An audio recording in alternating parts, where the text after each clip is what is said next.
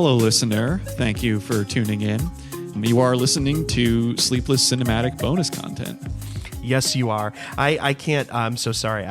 My head is in a million different places right now, but it's about to be focused on exactly what we're talking about today. Take I 3. promise. What's that? Or should we do a take 3? No, this is not take 3. This is. We've committed. Yeah. Yes, we are committed to this moment. We're committed. Yes. Oh, look at that. And that brings us to our topic for today. If you're listening to this, then you likely have listened to our most recent kind of, what are we calling these? Cycle. Yeah. Our most recent cycle called Perceptions of Sanity. Yes. And we finished that recently, and we're about to start recording a new cycle later this week. And we are so thinking that let's take some time to just sort of recap our thoughts and talk about maybe how these movies intersect in ways that we didn't get a chance to get into in the individual episodes. Yeah. I think like so much has been revealed to me in hindsight after discussing all of these different movies. And I really had no idea just how well they would all fit together. Mm-hmm. Yeah, because I think a lot of times when we were thinking about what we would do next, we were consulting a gigantic spreadsheet that we've all made. That Thousands of movies. Exactly. Yeah. At this point, thousands of movies. Yeah. But then seeing sort of what fell into certain categories of have we seen it? Have we not? Do we like it? Do we not? And so, yeah. And you know, they were kind of loosely culled together based around this, their shared themes of characters that are dealing with the question of whether they feel sane or insane. Yeah. And yeah, like you said, I think we found some really interesting intersections. Yeah, and one thing that I really loved about this cycle is that, as you said, we kind of started off choosing things by going through this spreadsheet, but what kind of revealed itself in the cycle is that I think at least you and I, Emilio, kind of gravitated towards suggesting movies that we had a personal connection with, Absolutely. which may or may not have been included on this initial spreadsheet. So like I know that Secretary, for example, was a really formative movie for you, and we talked a lot about that in that episode. Yeah. And I was so excited to finally talk about Divine and talk about some Waters films. Yeah. And I feel like this became over time, you know. Yeah, right. Yeah. Something a little bit more personal and not just, oh, let's look at some plot synopses. Or, and like what fits this what are the movies that objectively fit this category the best? Right. It's like I think they all fit together very well, but I think we also came in with like personal background with a lot of these. For sure. Yeah. And yeah, I can't say that there was any one movie here that I had that existing connection with going in, but I mean, I feel significantly more connected to all of them now that we have discussed them. Yeah. And I can also say that this has influenced me in some of my choices for upcoming conversations we'll have. Yeah, we were very I don't think it was intentional that we chose at least 2 movies by filmmakers who have upcoming movies that are now out now. Right. Absolutely. Yeah. Speaking of which, I would love to have the May-December conversation with you guys. Yeah. Have you seen it? Oh, yeah. I've seen it too. wow. Awesome. Yeah, That's all unanimous. 3 of us have seen it. We've Great. all seen it, Yeah. and I think I know. Any new movie, if I've seen it, it's literally cause for celebration. Is this yeah. one you were able to catch on Netflix, or did you go It to the was, theater? yes. Yeah. That was a streamable one, and so I was able to piece it together. I think I saw it over the course of 3 different nights. Yeah. So, and that movie might also fit very nicely into Yeah. Perceptions Oh, of yeah, Sanity yeah. quite well. So yeah, that's cool. Yeah. Yeah, but I think one of the things I kind of realized as we kind of went through this cycle of films was how useful and interesting the idea of Sanity is as like a narrative concept. Yeah. As like a device. It immediately pits an individual's behaviors and actions against that of civilized society. Yeah. So depicting and telegraphing quote unquote sane or insane behavior in a movie is really an instant way to comment on what is considered appropriate behavior Absolutely. or like a healthy state of mind by society at large. So Yeah. I was Yeah. thinking about that a lot as well. It's like I think you can look at several of these movies. I think Secretary is one that I kind of go back to, where it's like ultimately they're just diverting from social norms. You know, like are they like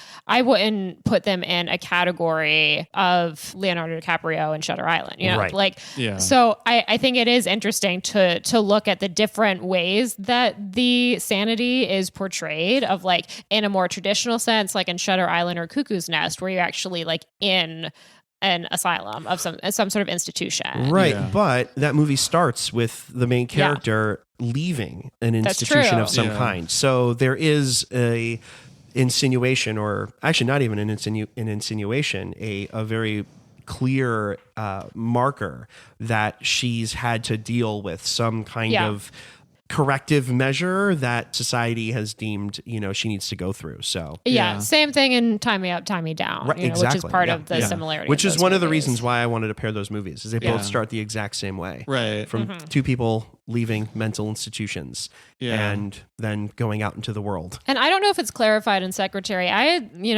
She kind of seemed self-committed. I don't know if that's necessarily true. I know that her parents were also, she's quite young, so they could have been involved in some way, but it almost seemed like maybe a scenario where she was trying to get help for herself, much like in Cuckoo's Nest, not with Nicholson, obviously, but many of the characters, the supporting characters in Cuckoo's Nest are there of their own accord. Right. And I think that's another aspect to the whole insanity thing, is like, who's there because they have elected to be there, and who's there because it would be illegal for them not to be there. Yeah. And apropos of all of this, I mean, in thinking about the relationship between the individual and institution as we see in these movies, I find it interesting that the only one where you really see someone go through the process of deciding they want to be in one isn't Safe. Yeah. Yeah. Where it's like, this is a cycle, an arc that you don't really see in these other things, where like One Flew Over the Cuckoo's Nest begins with Randall McMurphy just entering this institution. And, Shutter Island begins similarly. Even though we don't know until Even later. though we don't know. Yeah, from a different angle. But yeah, Safe is where it's like you see this more gradual decision being made on the protagonist's part to commit herself to an institution. And so it's... And a very different kind of institution as well. One that is, by its very nature, a cult too. Yeah, masquerading as like a health institution. Right. Yeah. And so that's a case where, she really feels the character Carol, played by Julianne Moore, is...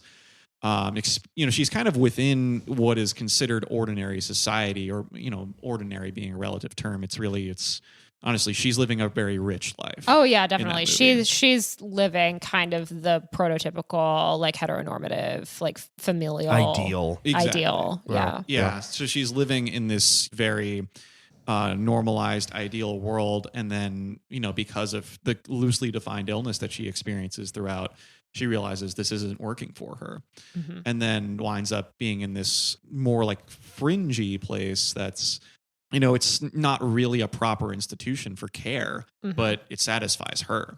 Right. Yeah. And it's even with, some coercion on the part of the people who are already committed there. Right. Yeah. Right. Because there is a moment, I think you referred to it, Julian, as a point of no return. Yeah. Very clear point of no return in that movie, where suddenly what could have been a moment to exit becomes a moment to recommit. Yeah. To the act of being there. Yeah. And I think another thing that's interesting about this as a narrative device is that it automatically gives your character an arc where they're like, in a way, quote unquote, like descending into madness often. Like you see that with Carol and Safe. You see that with McMurphy. You don't necessarily see it with every character. Right. In all of these movies. You could say in some ways, with Secretary and Tie Me Up, Tie Me Down, it is sort of the characters and the main characters trying to sort of climb their way back into society. I was thinking of those two as kind of the opposite. Right. Exactly. Yeah. Right. And how much of the sanity or lack thereof is still very much a part of them as they try to get folded back into civilized society. And when you look, later on to the end of our cycle on our Divine episode, some of those later, Divine Waters collaborations, namely Polyester and Hairspray, you see these characters who really, like, main characters who to the viewer really seem to be of completely sound mind, but are, for, one reason or another ostracized by their surroundings. And so it's like, I think like the viewer is convinced that these are people who are really like fairly ordinary in their own ways, but then they do something extraordinary or are caught up in some circumstance that leads, the people around them to kind of want to get them out of their equation. Sure. Yeah. Yeah. I mean, I was also thinking too about the idea of sanity. It can serve, and we've seen it through these movies, serve a lot of functions, right? Like the idea of being quote unquote sane or quote unquote insane, I think also is a really great source for being an unreliable narrator, right? We see that with the Andrew Latis character in Shutter Island. Right. Yeah. And I would say to some extent, Safe is also Safe, a little bit of definitely. that. If somebody is insane, they can also become an agent of chaos, which I think we see with Randall McMurphy in Cuckoo's Nest. And I would certainly say with Divine in Multiple Maniacs and Pink Flamingos. Yeah. But it's also like there's some more subtle things, I think. You know, if a character is labeled insane, I think it's also an opportunity for people to look at them as a way to gauge their own sense of good health and right or wrong. You know, I think Carol is in Safe is a perfect example of that. And I also think that the sort of more sort of sexually deviant tendencies of the characters in Secretary would also, I think, very much serve that function. Yeah. You know, and I also think, you know, if someone's labeled, you know, quote unquote insane, it can also be kind of an immediate place for empathy for the viewer. It's not always a bad thing. I would point to the inmates in Cuckoo's Nest. You know, we talked about Billy Bibbit and Cheswick and how we want to give him a hug. You know, I think Lee in Secretary is another character who is extremely sympathetic throughout the whole film. And even in some ways, like these early Waters movies, these early Divine performances, and it's a different way, but part of what Waters and Divine were trying to do early on is like embrace the freaks, and they're kind of making movies for that crowd as well. So it's like, even though they may not be the most quote unquote sympathetic characters, their quote unquote insanity is what draws you to them. It's what makes them interesting. It puts them on the fringes of society, the way that people who are watching underground movies in the late 60s are often also on the fringes of society. Yeah, that's a great point. Yeah, and I think like the time and setting of a lot of these movies, like part of the messages in that too, because some of these movies are older in the greater scheme of film. Like One Flew Over the Cuckoo's Nest is almost 50 years old now. Those Waters movies are over, or the earliest ones are over 50 years old. And then at this time, you know, this is an era when I think that, look at the perspective we have now, we can really see how the practices of medicine at that time were deeply problematic, to say the least. Sure. And even Shutter Island, being obviously made later, is set much earlier, set in a similar time period. Yeah. Right. And then I think all of the other movies, well, actually Hairspray is an exception, but all the other movies that we discussed in this cycle are more or less in the present day of when they come out. So it proves that this, you know, sort of institutional critique of healthcare, it doesn't go away. It just evolves. Sometimes there are some very common threads of it. But I think, you know, this sort of broader situating of stories in like the mid 20th century, I mean, it works well for this because of the problems of medicine at that time. Like, you know, the shock therapy that we see in One Flew Over the Cuckoo's Nest. Lobotomies are in multiple of these films. Lobotomies. That's true. What other than Cuckoo's Nest? Shutter Island. That's sort of the like main, that's the lighthouse, the crux of that film. It's sort of like, is he going to be or is he not going to be? Yeah. And then apropos of the time aspect of this, I mean, this is not as strong a through line as some of the other things we'll discuss, but interestingly, I noticed that our cycle was bookended with references to beat literature, where we have One Flew Over the Cuckoo's Nest being adapted from the novel of the same name, classic of that era of literature. But also in Hairspray, there is that very on-the-nose reference to Howl, to Howl, where she reads directly from Howl. Yeah, and it's like it's not subtle by any metric. But yeah, and that like John Waters, even if he himself is a little critical of beat literature itself, that he's drawing from the influence, he is without a doubt engaged with it. I'm not a big expert on beat literature, but I think that a lot of that material does kind of give a voice for people who were marginalized by society at that time. Much like what you're referring to with Divine and John Waters. Exactly, yeah. So that's just this kind of showcasing of the so-called freaks as just something purely interesting. Yeah, and human. Yeah, right. but on the flip side, also showing the humanity in these people who might be labeled by society as other, but really are more like you and I than you would think. Sure. Yeah. I mean, I think the insane label also, I think, is a challenge to the audience's limits of empathy, in a lot of ways. I know we discussed that quite a bit when we were thinking about the Ricky character in Tie Me Up, Tie Me Down. Yeah. I think it's clearly a very problematic character, but then also trying to look a little bit more at the function of his character as part of a dark comedy or a satire about romantic comedies and the inherently violent nature to them when it comes to a male character whose main thrust is to end up with a female love interest. Yeah. Right. That there's something inherently violating about that. You were almost going to say a different movie title there. Oh, possibly. Of another movie we've covered.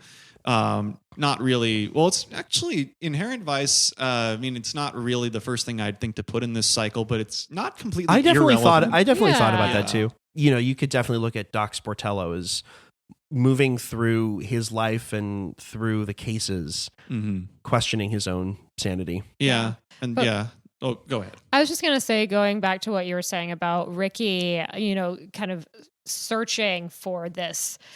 He has been released from this institution, and he is searching for a wife, a very particular woman in this case. Yeah. And, we got into the nuts and bolts of that, but he does have this ideal in his mind of what it means to be a functioning member of society. Right. And that kind of goes back to what we were talking about in Safe on the flip side, where it's like, that's what they start with. Right. So that's, I think, another connection between these movies is that the life that she starts with in Safe, I think, is in Ricky's mind kind of what he wants to achieve. What he's looking for. Yeah. And I also thought it was just really interesting. I can't remember if this is a point I made when we talked about the film or not, but that Marina's character and that is really presented with like two types of attention, right? There's the kind of passive, but still very violating ogling and sexual objectification that's personified by the director, right? Yeah. That he represents this kind of chauvinistic energy that is just like,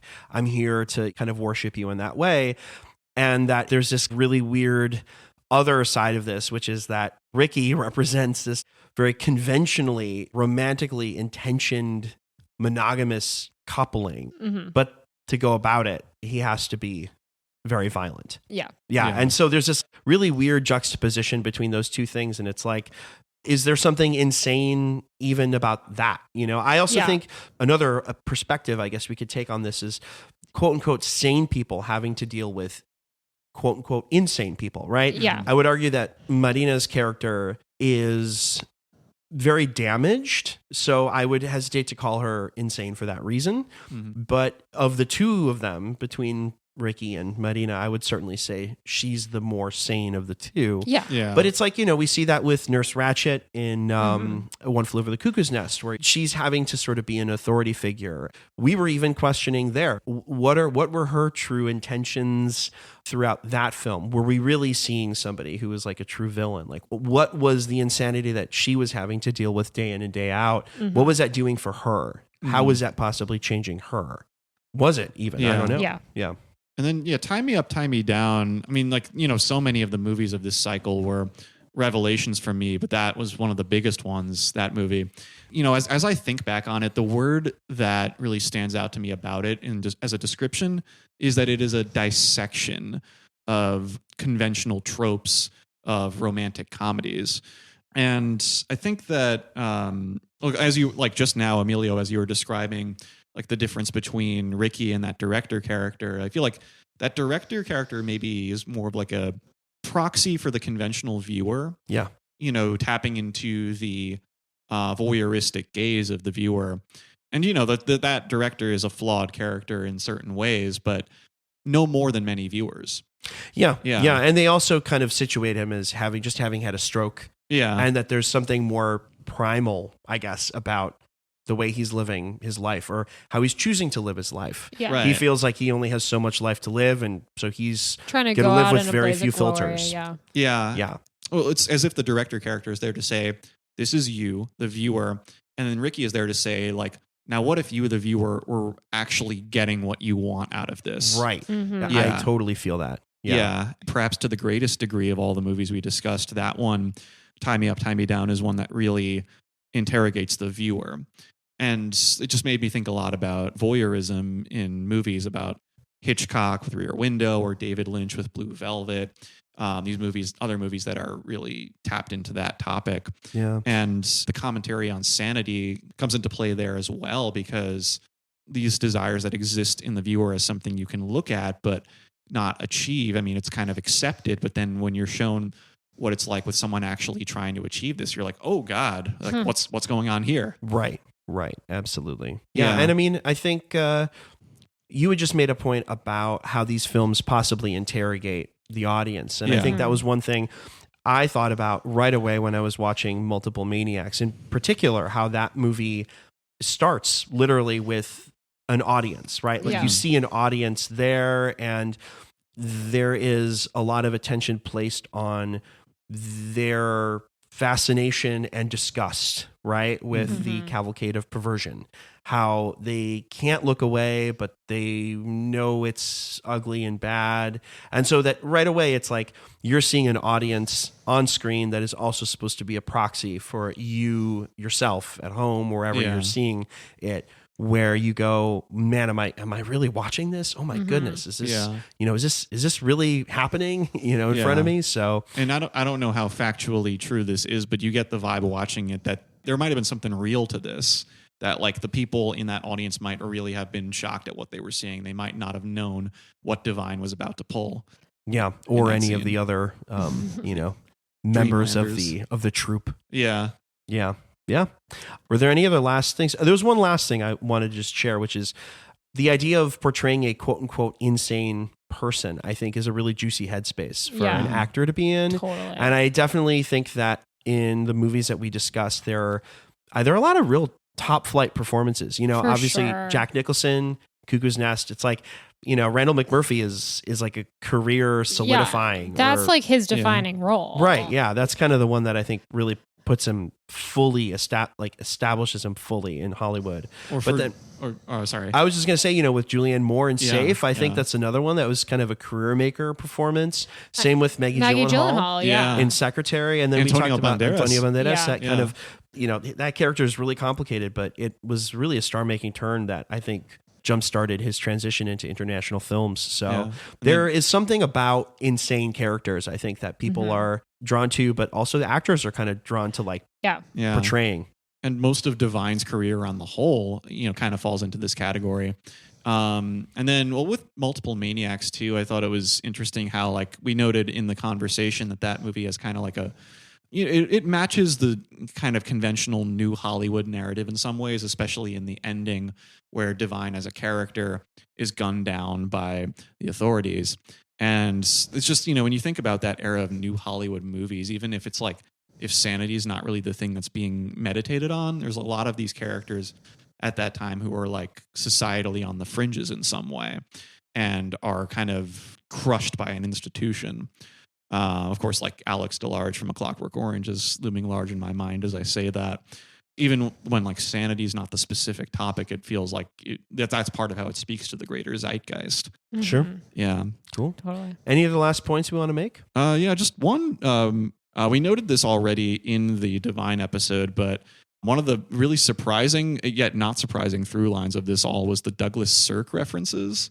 Oh, yeah. And I've never seen a Douglas Sirk movie, but you kind of get the vibe from movies like Safe and Polyester and Tie Me Up, Tie Me Down, kind of what that is, where it's just this very conventional romantic Hollywood narrative that is being taken apart. And I think that kind of Hollywood narrative kind of stands in for that airbrushed life that you see Carol living in Safe, where that's like that type of filmmaking represents the convention of society that is being messed with. Which is kind of, we didn't dig too deeply into Polyester, but I think that's another one that very much fits into this, even though that I don't think was a direct influence, but...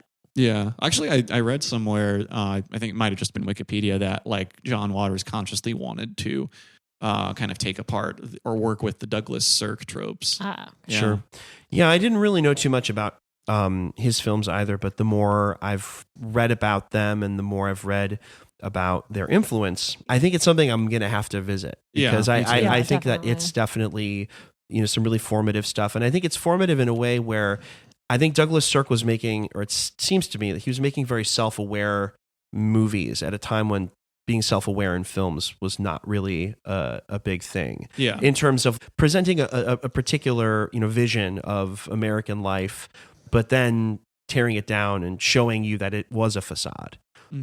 Showing how the conventional nature of certain aspects of American life are really there because there's something deeper and darker that people are trying to explore. Oh yeah, definitely. Yeah. I tend to think a lot of noir kind of accesses that too, where it's like showing you the dark side beneath this glamorous or bright lighted facade of American life. Yeah, the last major point on my mind as we wrap this up has to do with another interesting through line of many of these movies, which is the rating system. That quite a few of the things we discussed were things that were seen as like edgy enough that they had to be rated X or NC-17. Tie Me Up, Tie Me Down was one of the movies that spearheaded the existence of NC-17 as a rating. Yeah. And that just that too speaks to the system reacting to the transgressions, not only of the characters in these movies, but of these movies as mere acts of art. Right. Yeah. Right. Alongside that too is that for a number of these movies and things of that nature, learning about the production details, I found out that they were like pretty pleasant shoots.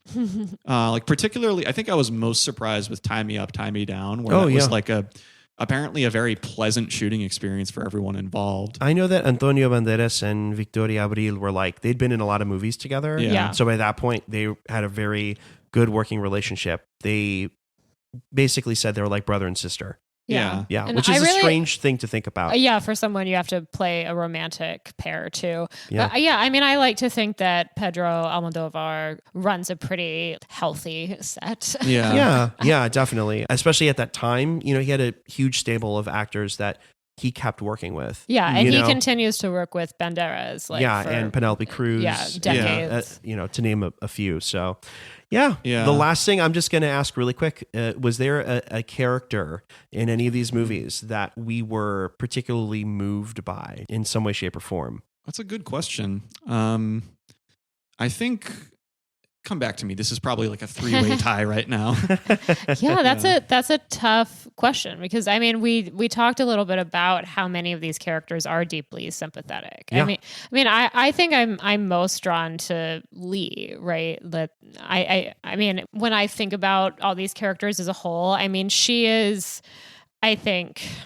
I also need to come back to you. Also need to come back. No, it's to cool. Me. I mean, before I were to have seen all these movies, I would have said that too. Yeah. I mean, that's one of the reasons I suggested Secretary, was because I felt, even after having seen the movie several times over the years, that I hadn't really seen a depiction of somebody who was quote unquote, not normal. Yeah. Quite like that in a film, or a film that treated a character like that so kindly. Yeah, I think that ultimately, she feels very much like a person who I could know, like a person that I could have been friends with in my early 20s or in high school. I think, she's in this seemingly small town. I think she comes from a family not too dissimilar from families that I grew up around, and is dealing with some of the same kind of internal demons that plenty of my friends that I had at the time, also were dealing with. And so I think she feels like she hits the closest to home to me of any character, certainly more so than McMurphy, or DiCaprio's character in Shutter Island. Right. Yeah, I honestly, in the moment, I was as I said, come back to me. I was kind of thinking Lee as well, because I was really touched by Maggie Gyllenhaal's performance in that role for many of the reasons that you, Madeline, just said. Also, I think I could relate some to just her, the innocence that she begins the movie with. That she really seems like a character with very pure desires. And that she doesn't want to get herself into any rough situations. She's just kind of trying to get by. But then when I thought of the characters in these movies who were the biggest revelation to me, on the kind of the flip side, on some level, I really think it might have been Divine in Pink Flamingos. Kind of, but with the opposite sense of like this being one of those characters who, by watching it as a viewer, you feel like you, by proxy, are allowing your darkest impulses and thoughts out through that. Yeah. Sure. It's like I've heard Stephen Colbert describe his Colbert Report character as like, the self that he couldn't be in his regular life. Yeah. And I think that maybe the vicarious experience of watching Divine in that role scratches kind of that itch too. So it's a little bit of like a meta commentary on the performance. It's like the fact that Divine gets to live out this type of character, that there's something, I don't know, appealing and sympathetic in that.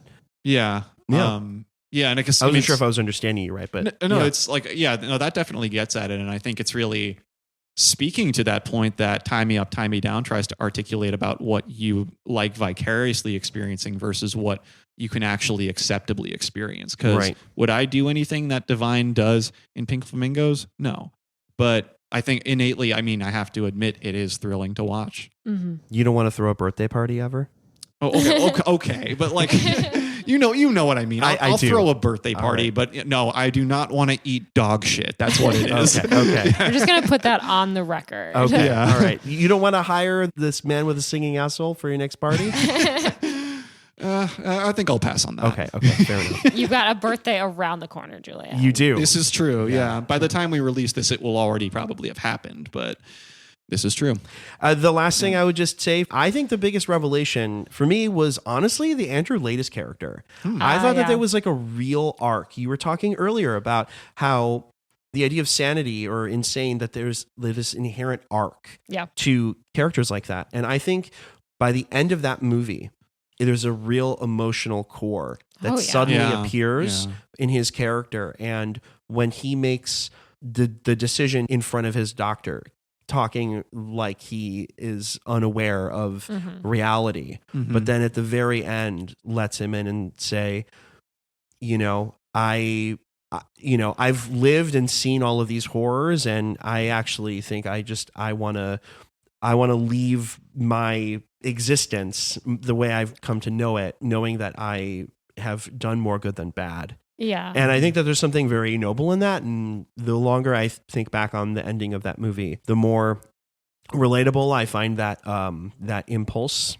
to be. Yeah. And I was really surprised by the end of that film. He basically becomes in many ways insane because he has to deal with insanity first. Yeah, exactly. He has to confront his own sanity. And I talked a little bit about this in that episode, but one of the things that I found so interesting about his arc is that I continued through much of the movie to also buy into his delusions. Yeah, me too. Me too. Up until a point where the movie gives you no choice. Yep. Yeah. They're like, if you're still thinking about this, you have missed the point. And the fact that Leo has to play it in this way, where it can kind of go either way. Yeah.